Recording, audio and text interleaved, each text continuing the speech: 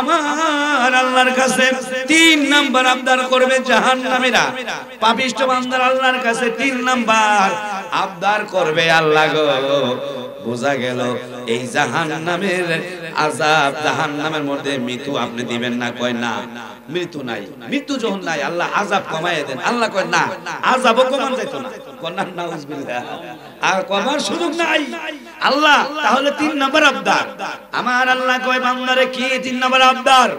আল্লাহ 3 number আবদার আপনার কাছে, আল্লাহ আপনি আমাদেরকে আবার মৃত্যু দিয়া দেন, আবার দুনিয়াতে পাঠাইয়া দেন। দুনিয়াতে একবার পাঠাইয়া দেন, দুনিয়াতে গিয়া ইবাদত বন্দি করে, আপনার ইবাদত বন্দি করে আমি আল্লাহ আপনার হুকুম মেনে আসবো, আপনার হুকুম মানবো। আল্লাহ আপনি আর আমাকে দুনিয়ার জাহান্নামের আগুনের মধ্যে রাখবেন না। হে বন্ধুরে, ও বাবাজিরা আমার, এই জাহান্নামের আগুন থেকে বাঁচার কোনো সুযোগ নাই। জাহান্নামের আগুনের মধ্যে দাও দাও করে জ্বলতে হবে।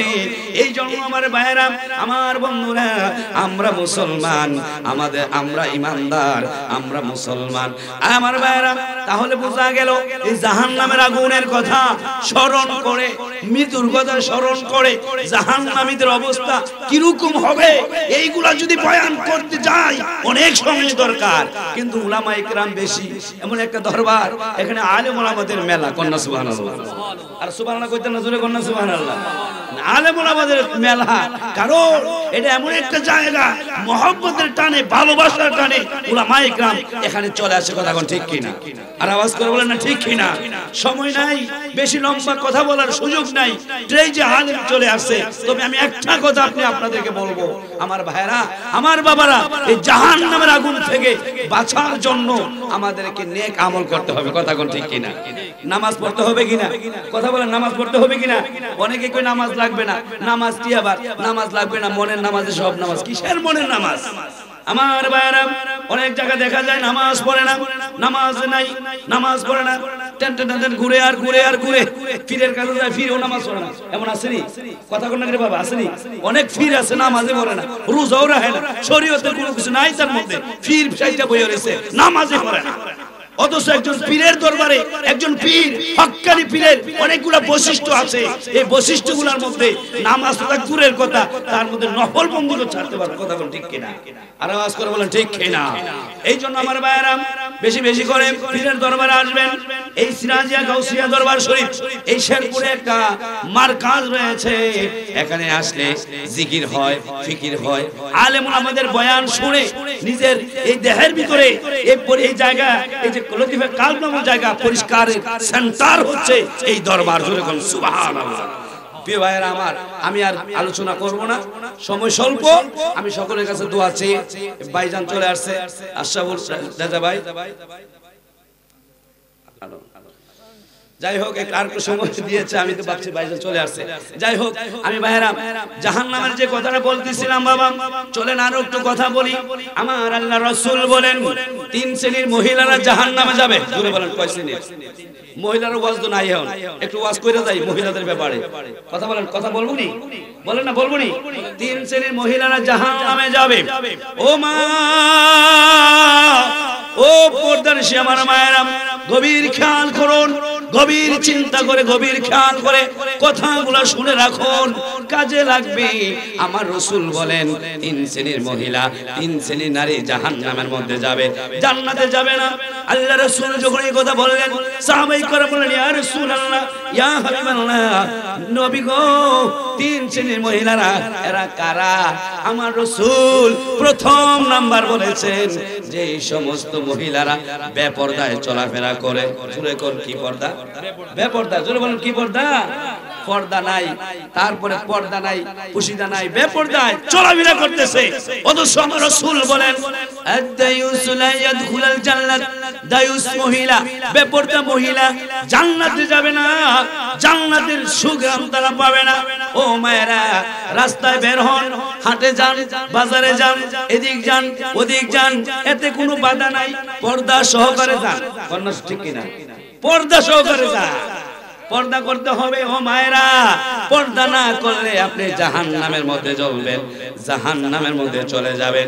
2 নাম্বার, কোন মহিলারা জান্নাতে যাইতে পারবে না? যেই মহিলা স্বামীর কথা মানে না। এমন আছে না নাই? কথা বলেন, আসেনিও? স্বামীকে পাত্তাই দেন, এমন আছে না? স্বামীকে মানে না, স্বামীর কথা শুনে না, স্বামীর কথা ছাড়া চলাফেরা, স্বামীর চালায়। অথচ স্বামী ছিল তার অভিভাবক। বর্তমানে অনেক পরিবারে মহিলা ওই অভিভাবক হয়ে গেছে। কথা কোন ঠিক না? অনেক জায়গায় দেখা যায়, গত বছর দেখলাম কুরবানির পশু জবাই করবে, কুরবানি দিবে, অনেক মহিলা বাজারে গিয়া গরু কিনতে গেছে। এমন পাইছি আমরা পাইছি কিনা জানি না, অনেক জায়গায় মনে হচ্ছে মহিলা গেছে গরু কিনতে। আমার ভাইয়েরা, আমার বন্ধুরা, মায়েরা, গভীর খেয়াল করুন। তাহলে বোঝা গেল বেপরদা নারী, তারপরে স্বামীর অনুমতি ছাড়া স্বামীর মনে যারা কষ্ট দেয়, এই সমস্ত নারী। আরেক শ্রেণীর নারী আছে যারা জিনা করে, নাউজুবিল্লাহ। জিনাকারী নারী আসেনি সমাজে, কথা কোন আসেনিও? স্বামী বিদেশ আর তুমি জিনার সাথে লিপ্ত।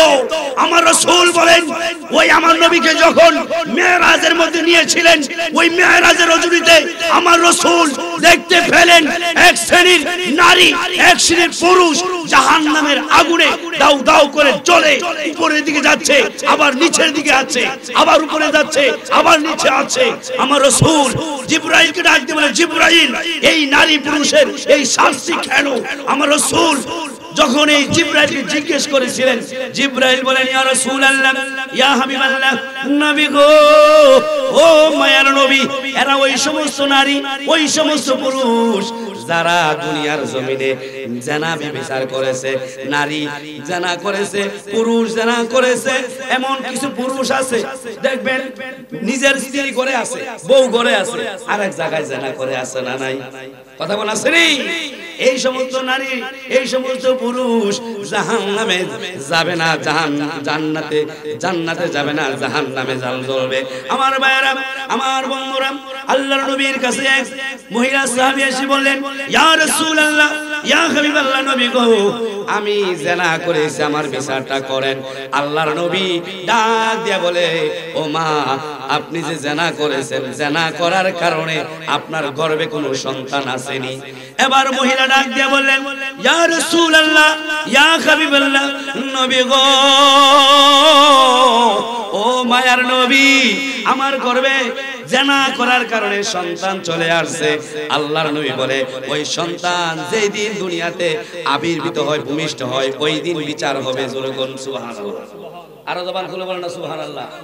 জিনা করছে মহিলা, পুরুষ, গর্ভের সন্তান আছে, সন্তানের কোনো দোষ আছে? কথা বল, দোষ আছে?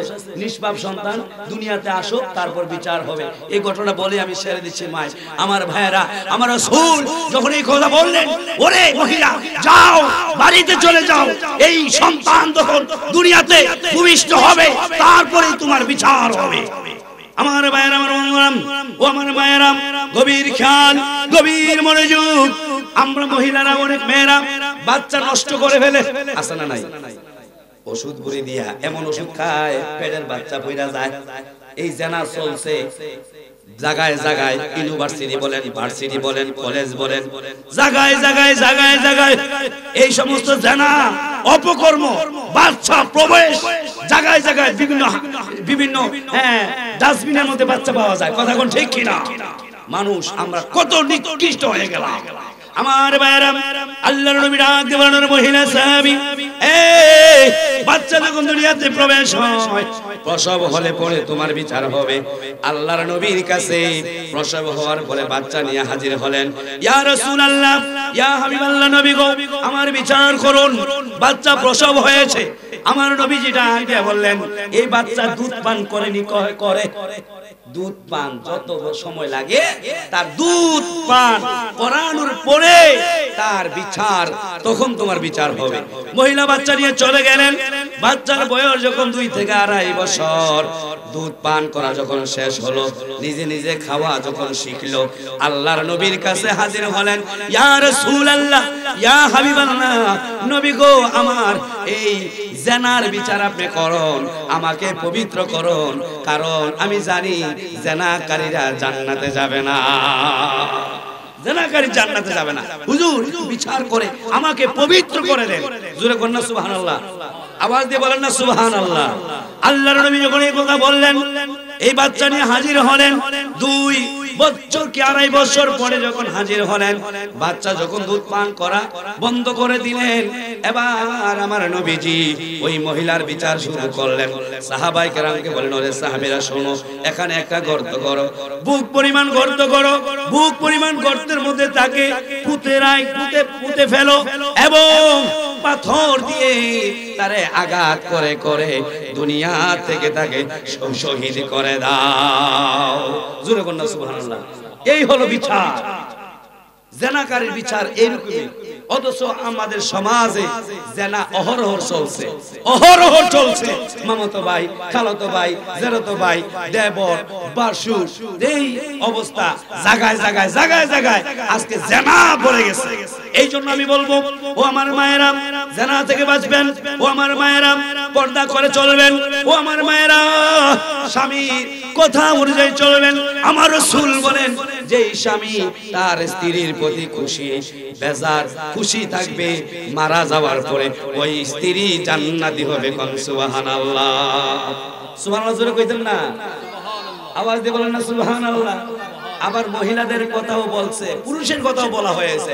আমার রাসূল বলেন, কোন স্বামী যখন মারা যায়, তার স্ত্রী যদি দুনিয়ায় বেঁচে থাকে আর স্ত্রী যদি বলে, আমার প্রাণের স্বামী খুব ভালো ছিল, আমার স্বামীটা খুব ভালো ছিল, আমার স্বামী অত্যন্ত ভালো ছিল, মন থেকে যদি ওই সাক্ষ্য দেয়, আমার রাসূল বলেন ওই স্বামীও জান্নাতি। কোন সুবহানাল্লাহ, আওয়াজ দিয়ে বলেন না সুবহানাল্লাহ।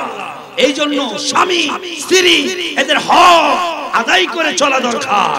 স্বামীর জায়গায় স্বামী, স্ত্রীর জায়গায় স্ত্রী, এগুলা আপনার মনে করেন হক আদায় করে চলতে হবে।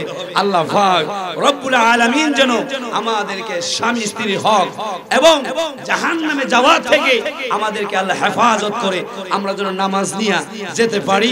আল্লাহ পাক যেন আমাদেরকে সেই তৌফিক দান করেও। ওয়া আখির দাওয়ানা আনিল হামদুলিল্লাহি রাব্বিল আলামিন। আসসালামু আলাইকুম ওয়া রাহমাতুল্লাহি ওয়া বারাকাতুহু।